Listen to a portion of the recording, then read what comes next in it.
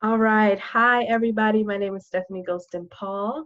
I am located in Atlanta, Georgia, in the United States, and my business is called Cultivated Sense LLC. I provide individual coaching, community workshop, and public narratives work, and institutional work with organizations who want to embed DEI and anti oppression frameworks into the core of their identities.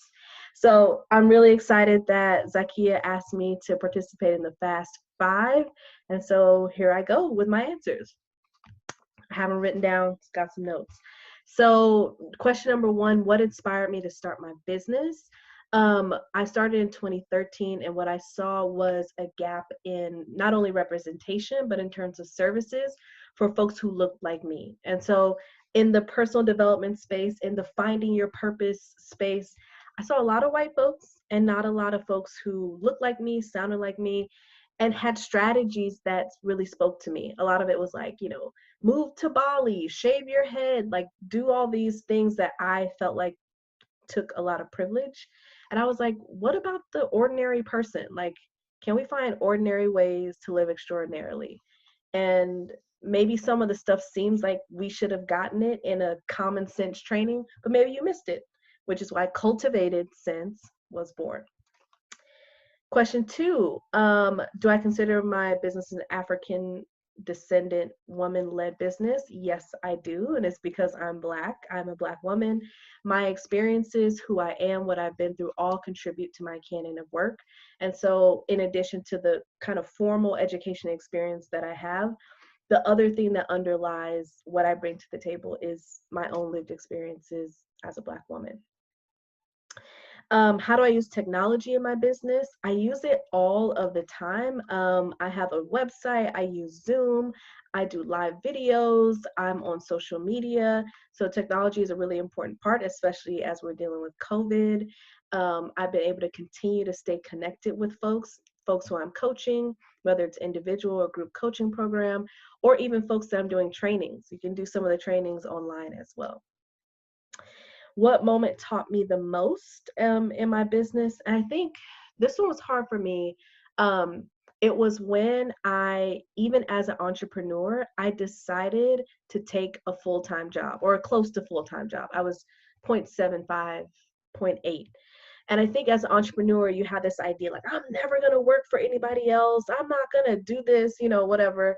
But what I needed at the time was stable income and insurance and someone else to source clients for me so I could show up and do the work in a way that worked for me. So just taking the step and making the leap to do that taught me a lot about myself, a lot about what I need, what's most important to me, how I wanted to do this work, and how I needed to sustain myself in order to do it for a very long time. Um, Next question, most memorable moment. This was so hard. I couldn't think of one. What I carry with me is like the memory of the faces of people who have fully stepped into their power.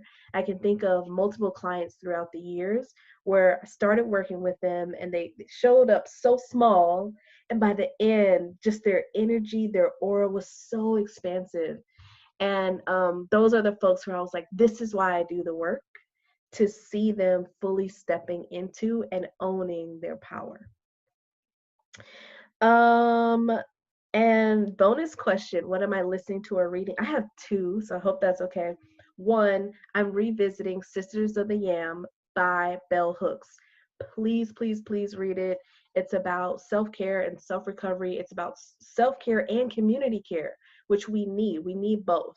And it was written a long time ago, but the lessons, not a long time ago, it was written in the 80s. There was a revised version in the 90s, and I think there's a new forward for the 2000s. It's still as applicable today as it was back then. And then a little shameless plug. Actually, I'm listening to my own podcast. So my podcast is called Take Nothing When I Die. And the interesting thing is, I record the session, I listen to it in order to get it edited. When it comes back, I listen to it again. But it's like the fourth time something hits me and I still learn something from my guests' words or even the way that I phrased the question or thought about that question since I recorded it. So if you have some time on your platform of choice, Take Nothing When I Die is on Google, Stitcher, Spotify, Apple Podcasts, wherever you listen, you can find it. So check it out and let me know what you think. Thank you so much, Zakia, for getting me involved, and I hope you all are well.